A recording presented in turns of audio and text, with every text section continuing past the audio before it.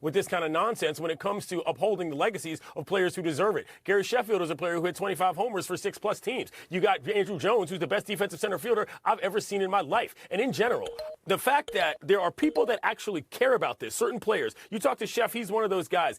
I just feel that the gatekeeping that's happening at this level of the game is so far away from what the average baseball fan cares about that it's borderline rendered Cooperstown useless. And that is unfortunate for all the guys that are already there, all the people that want to get there, and for all the people that actually do enjoy celebrating the history of the game. If it's incomplete, everybody knows that, and this is another failure as far as I'm concerned by that association. Israel Gutierrez. Yeah, I'm in total agreement with Clinton here, and I'll stick to the Gary Sheffield argument because he played a portion of his career in my city, and you look at his numbers and you see what he did, and it just makes you realize, hey, I'm not looking at the numbers of the actual guys who made the Hall of Fame. I'm sitting here studying the guys who didn't and why. If you talk about Gary Sheffield, then go back to him being named in the Mitchell Report and him saying basically he used a cream or clear, whatever it was, for a knee injury because some stitches kept popping out. Well, A, why couldn't we possibly believe him? But even if you're that much of a cynic and you don't believe him, okay, are we just going to single out this one era and not really tell the story of baseball? Let them in. Let them have to address that in their Hall of Fame speech. Let it be addressed in, on their plaque or whatever it is. But all we're doing is talking about them in a different way, and it just doesn't do baseball any favors. Aaron Lyles Jr. Tony, I got to talk about Andrew Jones. It is absolutely ridiculous to me that every year I get to sit here and do the show, and we get to talk about why the greatest defensive center fielder in baseball history is not in the Hall of Fame. From 98 to 2007, his wins above replacement was third best in Major League Baseball, only behind Barry Bonds and Alex Rodriguez. There are 4 players in Major League Baseball history with 400 home runs and 10 Gold Gloves. One of them is Andrew Jones, one of them is Ken Griffey Jr., one of them is Willie Mays, one of them is Mike Schmidt. He saved 235 runs over the course of his career. That is 50 more than Willie Mays. If Andrew Jones can do that while playing for then America's team, while the Atlanta Braves are on that TBS baseball contract, and he can't get in the Hall of Fame, your Hall of Fame means not a damn thing. And Jay Adonde. I'll start with the same question I asked. I mean, this is now getting to a place where it really is, as Israel alluded to, not fair to Beltre and Helton and Mauer, because the energy around the conversation is, look at this entire generation is 50-50 on whether guys get in. Go ahead, Jay. Because it also diminishes the people who do get in, because we can't say the Hall of Fame represents the best of the best, right? Because that's not what it is when guys like Bonds and Clemens and now even Sheffield are not in there. So, yes, it does diminish it, and we have to look at the process. You know, some news outlets don't allow their reporters to vote on any awards or honors because they think it's a conflict of interest. But in this case, not only is there confliction, there's people going above and beyond the rules that are in place by the leagues. They're superseding. Baseball has deemed these players eligible for these awards. Baseball has never bothered to rescind awards that were won by people that were actually found to have tested positive or admitted that they used performance-enhancing drugs. And yet the Baseball Writers Association has taken upon themselves to determine who is and is not eligible based on arbitrary means. I got to tell you guys, this is Flames again, and I appreciate that. I want to hear the good now about Beltre and about Helton and about Mauer. Clinton Yates, you covered all in their careers, please. Adrian Beltre was one of the most fun players you'll ever see. If you go back and watch highlight reels, the stuff that's not even baseball related is Hall of Fame worthy. Joe Mauer, obviously the kind of player that inspired kids to play baseball up in the North. And Todd Helton, a guy who once started on a football team over Peyton Manning, making it to Cooperstown is unbelievable to me. There are good stories that come out of what happened to Donde? I saw Beltre's first game with the Dodgers when he was called up in the 1990s at Dodger Stadium. The decades that he continued to play and not age and continue to he looks great today. When he picked up that call and he had his children to his side. I mean, it was a beautiful thing. But his career, that number, 95%, on some level, it's like he was a 4-time All-Star. And then you look at the other compiled numbers, the home runs and the 3,000 hits and, of course, the great third base play. And Joe Mauer, the catchers are underrepresented in that museum, which, again, I say is a museum. But any museum worth a damn is telling complete stories and not just partial stories. And that is the sin of the last generation of the game. Put them in. Break. Fire till next. Sober how their game ended with OKC. Portland up 1, 20 seconds left. Chauncey Billups, you can see him trying to call timeout. Refs didn't see him. said they were focused on the play, and then called the double dribble on Brogdon. Phillips was furious, came out further in the court, double-teched, ejected. Thunder tied on the tech free throw, then took the lead on the possession and won. J.A., you've covered this league for decades. Buy or sell protest? I'm selling the ability, the merit of the protest here. I mean, Chauncey Billups is out past half court. The player had his back turned to the official. It's easy to see why they missed the turn. That said, I hope it gets upheld because I love when they have to replay games in the NBA. It doesn't happen enough. It's only happened 6 times in the league's history. It has happened 6. I was going to ask, does this ever work? You can think of one where it actually worked and they replayed it. I could think of a Laker one way back in the day, and then a Heat Hawks with Shaq involved. That's when Shaq had 6 fouls and he actually only had 5. But he was traded in the meantime.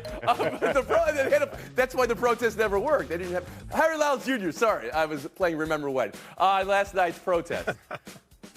Tony, upon first look, I mean, this seems like a very easy call for them to make because this is something that happens all the time. And so I saw this and wondered, how could Bill Kennedy's crew actually miss this? And it's because they did it. When Malcolm Brogdon turned the first time, if you were calling timeout then, they probably would have given it to you. When he came over this way and started moving into his double dribble, you did not get that timeout. So it's on Chauncey Billups, man. If you wanted that timeout, you should have called it in the 2 or 3 seconds that you had the opportunity to do so beforehand. No, this has no merit. Israel, buy or sell the merit of this protest? What a weird thing to love, watching a game and then having it end 2 months later, J.A. I don't really get that. But look, I'm selling the protest. The idea that you can protest the entire game based on that. The idea that you can protest the entire game based on that, I'm not buying. But it also gives me sort of license to give my take again of let's put coaches back in suits, because a man in a suit calling for a timeout, way more respected than a man in an orange hoodie. Well, I mean, his zip-up was kind of similar to OKC's jersey. I can see what you're saying there. Clinton Yates. Yeah, too close. Yeah. I'm selling this. If Billups wants to focus on anything, how about you focus on teaching your players that once you get over the half-court line and you get trapped, don't pick up your dribble because you've got extra defenders in the boundaries. These are the basics of basketball, never mind whether or not Brogdon probably should have called that timeout himself once he knew he was in trouble. Buy or sell two, the 2 questions pressing the San Francisco 49ers right now. Will DJ Greenlaw go down? He still hasn't gone down. This is from he still hasn't gone down. But the real question, will Deebo Samuel play Sunday? No practice today. He's been reporting all week. It's 50-50. Details on the shoulder injury are very few, but that there was not a fracture, but that it was the same shoulder he's injured in the past. Harry, here's the question. Does San Francisco need Deebo Samuel to win Sunday against Detroit? I believe that they do. This team's offensive efficiency is at 52.3% when he's on the field, and it goes down to 44.3% when he's off the field. And I think something to take into account here, we remember his contract negotiation, I believe, last year was quite the topic of discussion, and it is because he, rightfully so, was able to go to the 49ers and be like, hey, I am not built like these other wide receivers. I am good running the ball. I am an integral part of this offense, especially and more valuable in a Kyle Shanahan offense. So, yes, they absolutely need it. Israel Gutierrez. Yeah, we've seen what the 49ers look like when they're not perfect, when they're not the well-oiled machine. Then it puts a lot more onus on Brock Purdy, especially when you've got a shoulder injury for Deebo. If he does play, is he going to still be that same after the contact sort of beast out there once he catches it or runs the ball? Is Brandon Ayuk enough? Can he be the guy to fill those gaps if Deebo Samuel is not at least 100% or not out there at all? That's a lot to ask. I don't have that much faith in the Detroit defense that maybe the Niners can't get away with a little bit of not being like themselves, but Deebo Samuel, of the top 3 players that they could lose, probably in that time. All right, so Harry's definitely buying they need him to win. Israel, you were kind of in between there. Give me a yes or no, a buy or sell. I think they do. I think they need him to win. Yates, same question to you. I don't think they need him. I think that this is a team with enough weapons that when Purdy's got it going and he's confident enough that they can manage to put together a win, as we saw last week. Do I think it actually helps his confidence to have somebody that can rip off a run and has those kind of yak yards? Absolutely. But this is a team that's proven that what they've got on offense is enough to beat some of the best teams in the NFL, and that's the reason why they're in this game. Yeah, they won with only 1 quarter of Deebo Samuel last week. And the key is Christian McCaffrey. Their most important player had 2 touchdowns in that game. And even though he's not quite right, the most important thing is to make sure the battery, not Theragun, is fully charged and he gets all the treatment help he needs on the sideline. And the most important for the trainers maybe be in a position that Well, it just rotate the other. Yeah, rotate. It looks on the up and up when cameras catch it. That's what I would say. Buy or sell 3. The Bills exit conference this week. I don't get into that windows closed mindset, but this is a quarterback league, and I believe in the guy we got in under center. This is not a situation where you strip it down to the studs, you start all over. I mean, we've done a lot of good things. You know, we're disappointed, yes, but not broken. He's a number 1 receiver. I firmly believe that. Israel, buy or sell that? Well, I'm selling it. I just think the idea of focusing on the quarterback or focusing on the wide receiver, that's not Buffalo's problem. I know Stephon Diggs dropped a long pass that could have maybe changed the outcome of that game, but having Josh Allen and Stephon Diggs as a starting point is what makes you a contender. What they need is to shore up that defense. Maybe get Matt Milano healthy. That might help, right? Get everybody healthy and shore up that defense so that way you know you have a quarterback that can win you any game as long as that defense keeps you in the game. And that's so you would agree, though, disappointed but not broken, not big sweeping changes this offseason. They're close, correct? Yates, you? Yeah, I would agree, but it's difficult when we talk about the theoretical idea of having Allen and having Diggs is what puts you in contention. But then when you need it, it does not happen. That is an actual problem. And so that's what Buffalo's going to have to figure out. If this is what you think is number 1 and what you want, maybe the overall talent level of who you are is not that high. And that's kind of disappointing. I think they have what they needed on the roster. Remember, Gabe Davis didn't play in that game. Remember how important he was in that classic that they played at Arrowhead Stadium a couple years ago? But he's going to be a free agent. They may not have him in next receiving yards. Yeah, but bringing him back, I would say, would be a priority, not blowing up and looking. And Harry Lyles Jr. They do need more weapons on offense, though. Stephon Diggs, I still think is a wide receiver when he had 49 catches, 620 yards, 5 touchdowns in the first 6 weeks. Obviously, that tailored off in the second half of the season. But your wide receiver number 2, J.A., cannot be a guy that we've been playing off of more potential than promise for the last 2 years. Dalton Kincaid, rookie tight end, was basically your second best option. You got to give him a little bit more than that. Only have focusing on him to lock up. You're saying, Israel, that other teams have the same number of weapons or fewer weapons, Kansas City being one of those teams in your estimation. I don't know. We'll see how it shakes out. They got a long, cold winter and then still cold spring and then a summer to figure it out. I get it. Look at the scoring on this show. I am so impressed with the scoring. I absolutely control arbitrarily. But when you're scoring today, very nice. Protest, Harry Lyles. Protest, Israel. Put on a suit, Israel, and you can protest, all right? Showdown next, Yates and Dade. The letdown Monday. The NBA 2-minute report came out and said there were 10 missed calls in the final 2 minutes of the game. 10!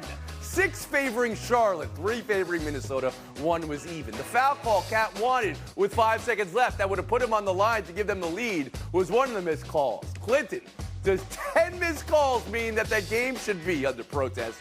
Or at least that Finch should take back what he said? The whole thing is preposterous. I feel like we get 2-minute reports for every other game, and nobody ever seems to get fired, even though all these mistakes are being made. All I ask for is accountability when it comes to officiating. Sheriff Yates wants people fired here. Jay Adonde, how about you? It's still the accountability for the players. Coach had it right. My favorite was the 2 missed calls on the go-ahead attempt by Towns at the end there. But you know what? How about the 8 missed shots by Towns in the fourth quarter? I think that had more to do with the collapse than the missed call. Yates. I don't know if this was wire to wire, but this was a flamethrower of a show. Fire to fire. Let's go. FaceTime. Earlier this week, I sat down with Snoop Dogg to talk about his new movie called The Underdogs. What it's about is a group of kids who are on a youth football team coming from a neighborhood where they're kind of struggling to figure out life. A big-time former football player comes back and tries to help them get on the right path. It's based on his experiences with his own youth football league, one of which C.J. Stroud, by the way, was a member of. It was such an interesting experience to watch him talk about his life and who he's become as a leader and as a coach and a people of men. And also, he said he wants to be on this show, Tony, which means you probably should get him in this box right here at some point. It comes out on Put him in the box, he said. Vulgar, but it's fun. He's been on the show. We've had him on before. We've had him on. Jack, Jay and Right Dante. next to me. Right on my shoulder. There it is. Box. He's been on the show. All right. Don't you remember Snoop? Great stuff today, guys. I remember. On a 23.5 hour break. See you tomorrow.